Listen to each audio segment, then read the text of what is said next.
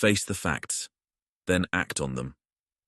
It's the only mantra I know, the only doctrine I have to offer you, and it's harder than you'd think, because I swear humans seem hardwired to do anything but. Face the facts. Don't pray, don't wish, don't buy into centuries-old dogma and dead rhetoric, don't give in to your conditioning or your visions or your fucked-up sense of whatever. Face the facts, then act. Quellchrist. Richard K. Morgan, Broken Angels. The Bose-Einstein condensate. Permit me to introduce Martin Zwierlein, who has the coolest popsicle on earth of all time. I myself think it's an intellectual treat. Freezing sodium in this way is an amazing feat.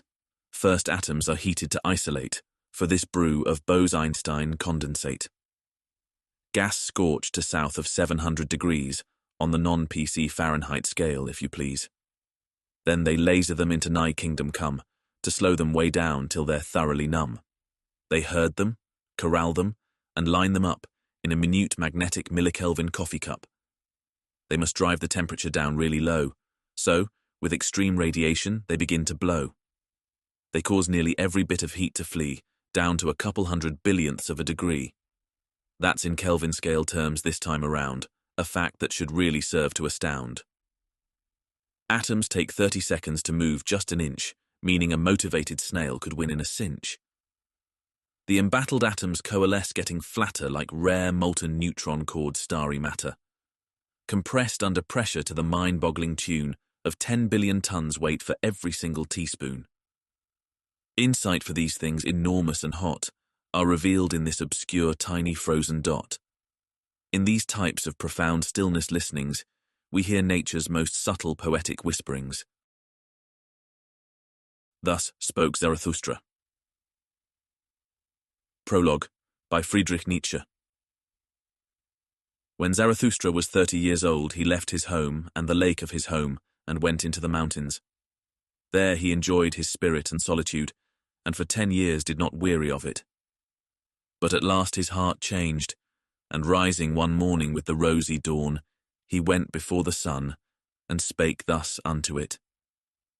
Thou great star, what would be thy happiness if thou hadst not those for whom thou shinest? For 10 years hast thou climbed hither unto my cave. Thou wouldst have wearied of thy light and of the journey, had it not been for me, mine eagle and my serpent. But we awaited thee every morning, took from thee thine overflow and blessed thee for it. Lo, I am weary of my wisdom, like the bee that hath gathered too much honey. I need hands outstretched to take it. I would fain bestow and distribute, until the wise have once more become joyous in their folly, and the poor happy in their riches. Therefore must I descend into the deep, as thou doest in the evening, when thou goest behind the sea, and givest light also to the nether world, thou exuberant star. Like thee must I go down, as men say, to whom I shall descend. Bless me then, thou tranquil eye, that canst behold even the greatest happiness without envy. Bless the cup that is about to overflow, that the water may flow golden out of it, and carry everywhere the reflection of thy bliss. Lo, this cup is again going to empty itself, and Zarathustra is again going to be a man. Thus began Zarathustra's downgoing.